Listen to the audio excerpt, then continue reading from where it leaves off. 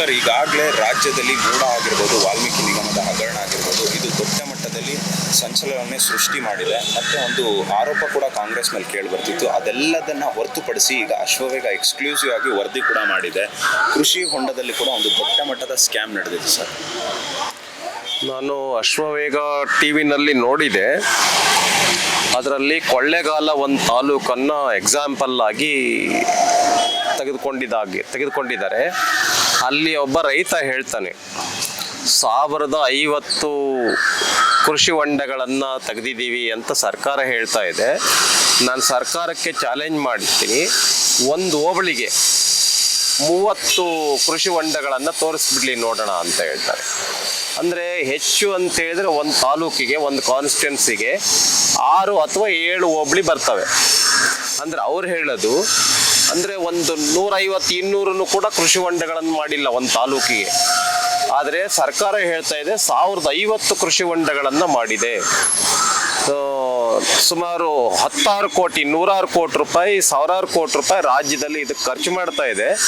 ಚಾಮರಾಜನಗರ ಜಿಲ್ಲೆಯಂತ ಹಿಂದುಳಿದಿರ್ತಕ್ಕಂಥ ಜಿಲ್ಲೆ, ಅದರೊಳಗೂ ಕೂಡ ಕೊಳ್ಳೇಗಾಲದಂತಹ ಅತ್ಯಂತ ಹಿಂದುಳಿದಿರ್ತಕ್ಕಂಥ ತಾಲೂಕಿಗೆ, ಮಳೆ ಬರದೇ ಇರತಕ್ಕಂಥ ಪ್ರದೇಶಕ್ಕೆ ಕೃಷಿ ಹೊಂಡವನ್ನು ತೆಗಿಬೇಕು ಅಂತಕ್ಕಂಥದ್ದು ಸರ್ಕಾರದ ಯೋಜನೆ.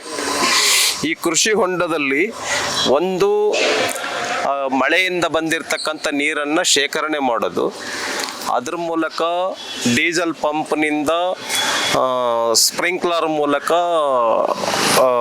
ಭೂಮಿಗೆ ಹಾಯಿಸಿ ಆ ಮೂಲಕ ಬೆಳೆಯನ್ನು ತೆಗಿತಕ್ಕಂಥ ಒಂದು ಸರ್ಕಾರದ ಯೋಜನೆ. ರೈತರಿಗೆ, ಅದರೊಳಗೂ ಬಡ ರೈತರಿಗೆ ತುಂಬ ಹೇಳಿ ಮಾಡಿಸಿದಂಥ ಯೋಜನೆ. ಆದರೆ ನಿಜಕ್ಕೂ ಈ ಯೋಜನೆ ಜನರಿಗೆ, ರೈತರಿಗೆ ತಲುಪಿಲ್ಲ ಅಂತಕ್ಕಂಥದ್ದು ರೈತರು ಹೇಳ್ತಾ ಇದ್ದಾರೆ ಕೊಳ್ಳೇಗಾಲ ತಾಲೂಕಿನಲ್ಲಿ. ಅದಕ್ಕೆ ನಾನು ವಿನಂತಿಯನ್ನು ಮಾಡ್ತೇನೆ ಮುಖ್ಯಮಂತ್ರಿ ಸಿದ್ದರಾಮಯ್ಯ ಅವರಿಗೆ, ಇದನ್ನು ತನಿಖೆ ಕೊಡಿ. ಒಬ್ಬ ನಿವೃತ್ತ ನ್ಯಾಯಾಧೀಶರಿಗೆ ಅಥವಾ ಹಾಲಿ ನ್ಯಾಯಾಧೀಶರಿಗೆ, ರಾಜ್ಯದ ಮುಖ್ಯ ನ್ಯಾಯಾಲಯದ ಹೈಕೋರ್ಟಿನ ಮುಖ್ಯ ನ್ಯಾಯಾಧೀಶರಿಗೆ ನೀವು ತನಿಖೆ ಕೊಡಿ. ಯಾಕೆ ಅಂತ ಹೇಳಿದರೆ ರೈತರಿಗೆ ಮಳೆ ಬರದೇ ಇರತಕ್ಕಂಥ ಪ್ರದೇಶಕ್ಕೆ ಉಪಯೋಗ ಆಗಬೇಕು ಅನ್ನೋ ದೃಷ್ಟಿಯಿಂದ ನೀವೇನು ಕೃಷಿ ಭಾಗ್ಯ ಯೋಜನೆ ತೆಗೆದುಕೊಂಡು ಬಂದಿದ್ದೀರಿ, ಅದರೊಳಗೂ ಕೃಷಿ ಹೊಂಡ, ಸ್ಪ್ರಿಂಕ್ಲರು, ಡೀಸೆಲ್ ಪಂಪು ಇವನ್ನೆಲ್ಲವನ್ನು ಕೊಟ್ಟಿದ್ದೀರಿ. ರೈತರಿಗೆ ತಲುಪೇ ಇಲ್ಲ. ನೇರವಾಗಿ 1000 ಕೋಟಿ ರೂಪಾಯಿ ಸ್ಕ್ಯಾಮ್ ಆಗಿದೆ.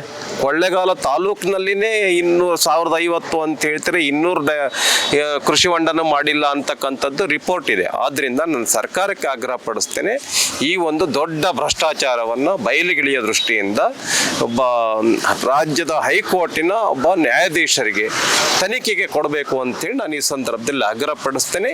ಈ ಒಂದು ರೈತರಿಗೆ ದ್ರೋಹ ಮಾಡಿರ್ತಕ್ಕಂಥ ಭ್ರಷ್ಟಾಚಾರ ಏನಿದೆ ಇದು ಹೊರಗಡೆ ಬರಬೇಕು. ನಾನು ಆಗ್ರಹ ಪಡಿಸ್ತೇನೆ, ಕೂಡಲೇ ಇದನ್ನ ತನಿಖೆ ಕೊಡಬೇಕು ಅಂತ ನಾನು ವಿನಂತಿಯನ್ನ ಮಾಡ್ತೇನೆ ಮುಖ್ಯಮಂತ್ರಿಗಳಿಗೆ. ಸರ್, ಇಷ್ಟೆಲ್ಲ ಭ್ರಷ್ಟಾಚಾರ ನಡೀತಿದ್ರು ಕೂಡ ಸರ್ಕಾರದ ಗಮನಕ್ಕೆ ಬಂದಿಲ್ವಾ? ಅಲ್ಲ, ಸರ್ಕಾರ ಗಮನಕ್ಕೆ ಬಂದಿದ್ರು ಕೂಡ ಸುಮ್ಮನೆ ಇರುತ್ತೆ. ಏಕೆಂದರೆ ಇದು ಕಣ್ಣಿದ್ದು ಕುರುಡಾಗಿರ್ತಕ್ಕಂಥ ಸರ್ಕಾರ, ಬುದ್ಧಿ ಇದ್ದೂ ಕೂಡ ಭ್ರಮಣಿಯಾಗಿರ್ತಕ್ಕಂಥ ಸರ್ಕಾರ. ಆದ್ದರಿಂದ ಈ ಸರ್ಕಾರದಲ್ಲಿ 1000 ಕೋಟಿ ರೂಪಾಯಿ ದಲಿತರಿಗೆ ಅನ್ಯಾಯ ಮಾಡಿದೆ. 1000 ಕೋಟಿ ರೂಪಾಯಿ, 25,000 ಕೋಟಿ SCP ಹಣನ ಬೇರೆ ಇಲಾಖೆಗೆ ವರ್ಗಾವಣೆ ಮಾಡಿದೆ. ಮತ್ತು ಹಾಲಿನ ಉತ್ಪಾದನೆ ಮಾಡಿ ಹಾಲಿನ ಉತ್ಪಾದಕರಿಗೆ ಅದರ ದರನೂ ಹೆಚ್ಚು ಮಾಡಿದ್ದಾರೆ. ಆದರೆ ಹಾಲಿನ ಉತ್ಪಾದಕರಿಗೆ ಹಣವನ್ನು ಕೊಟ್ಟಿಲ್ಲ ಇನ್ನು. ಈ ಥರ ರೈತರಿಗೆ ಅನ್ಯಾಯ ಮಾಡಿರ್ತಕ್ಕಂಥದ್ದು ಕಣ್ಣಿಗೆ ಕಾಣಿಸುತ್ತೆ.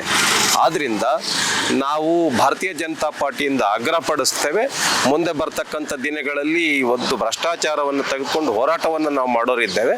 ಆದ್ದರಿಂದ ಕೂಡಲೇ ತನಿಖೆ ಕೊಡಬೇಕು ಅಂತ ನಾನು ಈ ಸಂದರ್ಭದಲ್ಲಿ ವಿನಂತಿಯನ್ನು ಮಾಡ್ತೇನೆ. ಸರ್, ಮತ್ತೆ ಬಿಜೆಪಿ ಸರ್ಕಾರ ಅಂದರೆ ನಿಮ್ಮ ಸರ್ಕಾರ ಇದ್ದಂಥ ಸಂದರ್ಭದಲ್ಲಿ ಯಡಿಯೂರಪ್ಪನವರು ಮುಖ್ಯಮಂತ್ರಿ ಆದಂಥ ಸಂದರ್ಭದಲ್ಲಿ ಆಗಿರ್ಬೋದು, ಮತ್ತು ಬಸವರಾಜ ಬೊಮ್ಮಾಯಿ ಅವರು ಮುಖ್ಯಮಂತ್ರಿ ಆದಂಥ ಸಂದರ್ಭದಲ್ಲಿ ಈ ಯೋಜನೆಯನ್ನು ನಿಲ್ಲಿಸಿದ್ರು.